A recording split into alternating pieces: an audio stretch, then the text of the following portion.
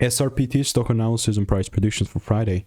Is Sarepta Therapeutic stock a buy? I'm going to be breaking all of it down in this brief short 1 minute video.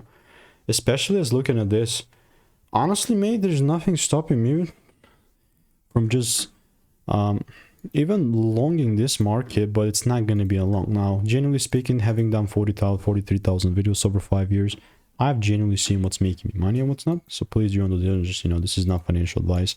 But with the current bias that I have, let's remove these drawings, is that I zoomed out and I kind of saw the whole market in one kind of place.